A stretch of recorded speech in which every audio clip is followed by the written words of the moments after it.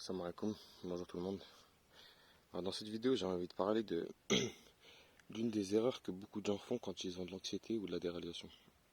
Alors ce qui se passe, c'est que ce que je recommande aux gens quand ils ont de l'anxiété et de la déréalisation, c'est de, en quelque sorte, s'exposer à leurs symptômes, s'exposer à leurs peurs et essayer de ne pas réagir à l'anxiété, à ne pas réagir aux symptômes qu'ils ressentent. Réussir à détacher les symptômes physiques de l'angoisse mentale, d'accord? Et beaucoup de gens me disent que ils essaient et qu'ils n'y arrivent pas. Et ce qu'ils veulent dire par là, c'est qu'en fait, ils sont dans une situation où ils ont de l'anxiété, peut-être qu'ils ont de l'anxiété constamment. Et quand ils ont cette anxiété-là, ils essayent de faire ce que je recommande, c'est-à-dire se poser avec son anxiété, se poser avec son angoisse, sans réagir, et essayer, on va dire, en quelque sorte, d'observer les symptômes physiques, sans les interpréter. Sauf que ce qui se passe, c'est que quand tu fais ça, tu vas pas te rétablir d'un coup, en fait. En fait, faire ça, ça te permet juste d'envoyer un signal à ton corps pour lui dire que tu es en sécurité. Et ton corps, ce qu'il fait, c'est qu'il va se rétablir progressivement sur le long terme. Parce qu'en fait, ton corps, il est dans cet état d'alerte et ça prend du temps avant qu'il puisse se rétablir complètement. Je ne peux pas donner de limite de temps parce que ça dépend de chaque personne, ça dépend de beaucoup de choses. Ça peut être très rapide, ça peut être très lent, ça peut accélérer, ça peut ralentir, mais c'est quelque chose qui demande du temps.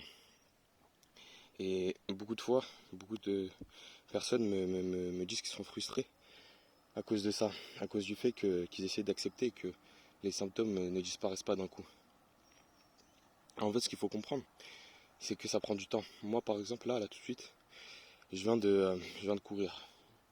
Je viens de courir 5 km. Donc j'ai couru 5 km et là je suis arrêté depuis peut-être 10 minutes. Ça fait 10 minutes, pourtant je transpire toujours. J'ai pas encore récupéré complètement mon souffle. Je transpire, mon cœur n'a pas retrouvé son débit normal. Je suis toujours rouge. Mes jambes, je sens que mes jambes, je sens le sang passer dans mes jambes. Pourtant je me suis arrêté depuis 10 minutes. Et en fait c'est que le corps prend du temps à se rétablir, c'est normal, tu vois.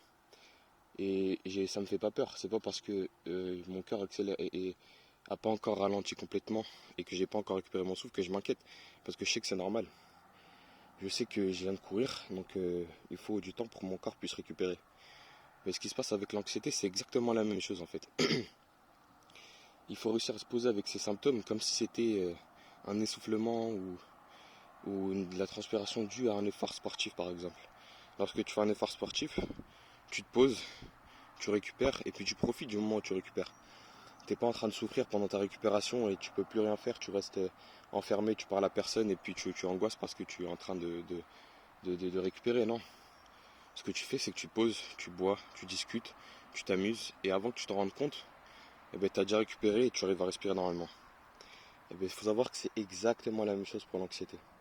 C'est exactement la même chose. En fait, il faut savoir réussir à se poser avec l'anxiété, réussir à se rendre compte qu'elle est là et qu'elle ne partira pas tout de suite. Le corps est en train de se réparer progressivement et que c'est en ne réagissant pas à cette anxiété, en la laissant prendre sa place, sans diminuer nos actions, sans nous restreindre dans nos actions et dans nos activités, qu'elle va se soigner petit à petit.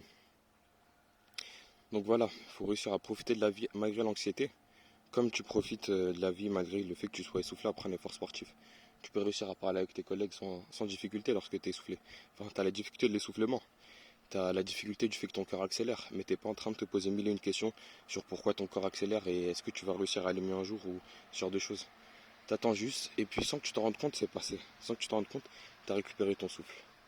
Donc voilà, c'est exactement pareil avec l'anxiété. J'espère que ça a pu vous apporter une nouvelle perspective, une nouvelle manière d'approcher les choses. En tout cas, n'hésitez pas à me faire part de vos idées de vidéos, de questions que vous avez dans les commentaires. Vous pouvez me contacter aussi sur Instagram et essayer de le mettre en description si j'oublie pas. Et puis voilà, je vous remercie.